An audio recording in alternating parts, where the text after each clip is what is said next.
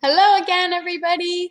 Today is a special day because I not only just read you chapters 9 and 10 of our Magic Treehouse book, but I'm also going to read you one of my favorite Easter stories.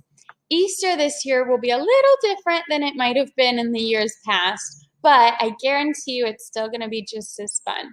So today is actually Good Friday, which means Easter is coming on Sunday. So keep your eyes peeled for the Easter Bunny.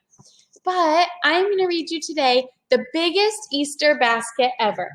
And I think you will find some connections to some of the other stories we've read, like the biggest Valentine ever, the biggest snowman ever, the biggest Christmas tree ever.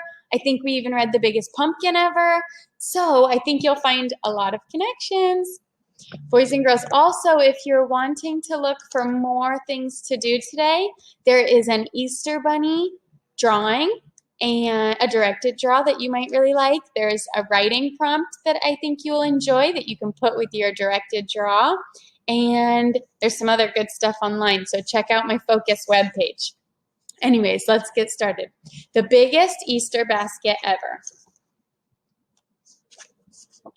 Once there were two mice who fell in love with the same Easter basket, but a lot had happened before they did. I wonder if you can remember, boys and girls, what the mice name is.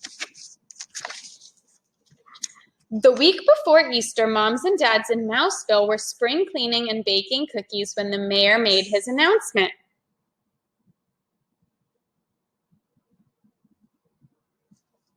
We will have a gala Easter celebration on the village green. We will have an egg rolling contest and an Easter egg hunt. Everyone cheered, yippee! And whoever brings the biggest Easter basket will win a prize, the mayor added.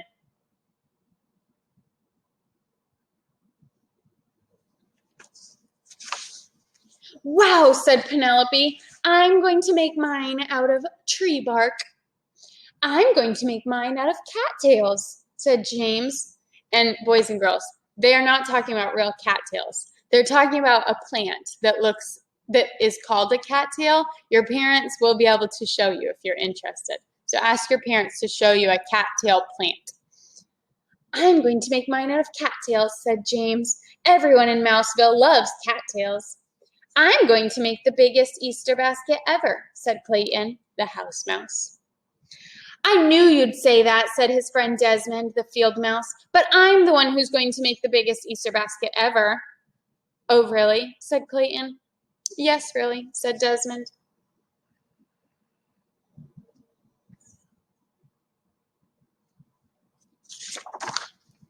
That night, Penelope and James did some serious thinking, and out in the country, Clayton and Desmond did the same. It was Easter vacation, so they had no homework.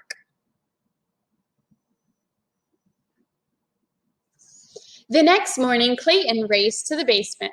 Behind the old Christmas wreath and the broken skis, he found what he wanted, the big straw Easter basket his parents had made when he was just a baby mouse. He pulled the basket free, pushed it up the stairs, and placed it right in the middle of the living room.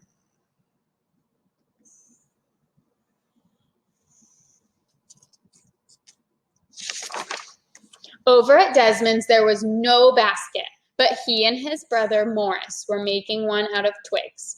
By the end of the day, their big Easter basket sat in the middle of their living room. That's the biggest Easter basket I ever saw, said Desmond. Sure looks like it to me, said Morris.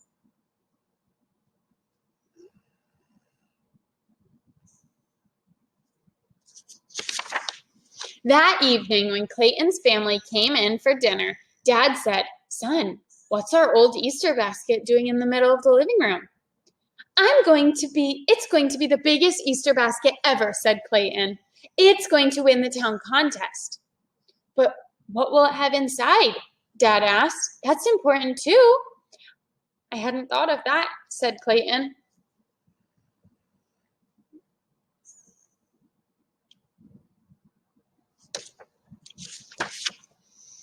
The same thing was happening at Desmond's house. When Uncle Vernon came in for dinner, his very first words were, "Desmond, "What's that big basket doing in the middle of the living room?"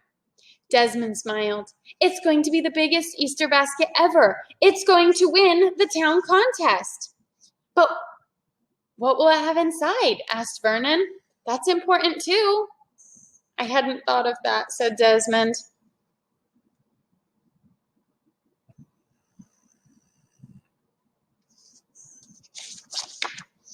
Over at Clayton's house, Dad took Clayton aside. "To help you find wonderful things to fill the basket," he whispered, "ask the whole family."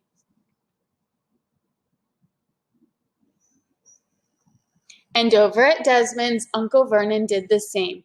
"To help you find wonderful things to fill the basket," he whispered, "ask the whole family." So Clayton did, and Desmond did. And this is what happened.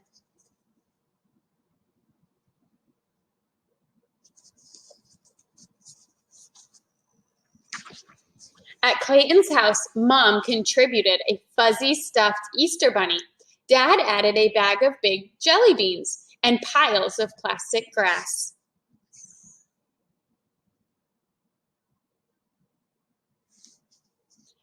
Brother Andy and Sister Trudy appeared with a chocolate bunny, chocolate foil eggs, and a little stuffed duck that made a loud quacking noise. Carefully, Clayton arranged everything in his basket.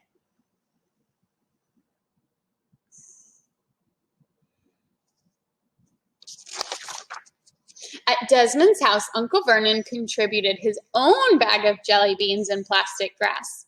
Morris added 2 marshmallow bunnies, a dancing chick with a silly grin, and a big meringue egg with a mouse family inside.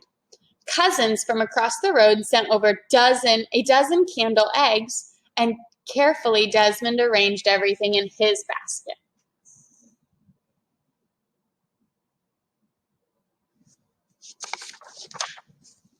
The next morning, Clayton rushed into town to check out the competition. Both Penelope and James had made baskets the same size as his. Clayton knew he would have to make something bigger and better. That afternoon, Desmond realized the same thing.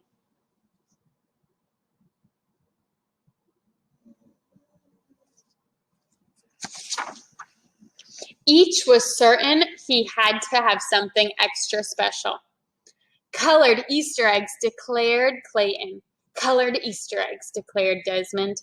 They both ran off to the market to buy the food and the eggs.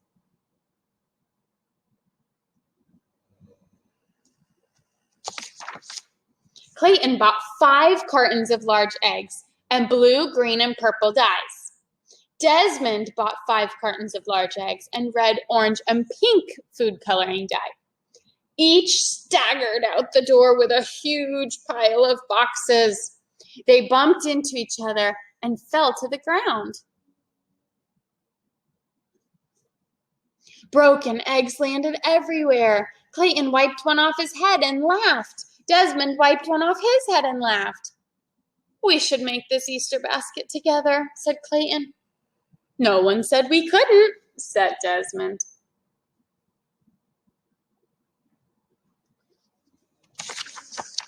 The next day, they asked their families to be partners. Soon, everyone was gathering more Easter treats. Clayton organized the sorting and the egg coloring. Desmond and Morris made a twig basket twice the size of the original.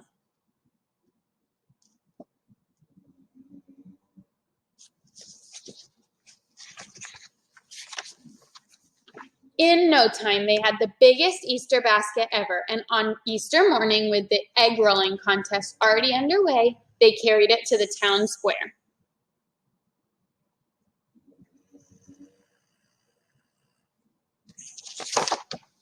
Immediately, the mayor awarded both families the prize, a giant cheese bunny.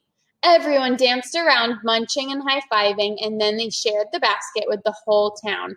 "We did it," said Clayton and Desmond, handing out chocolate foil eggs. "All of us together, we did it."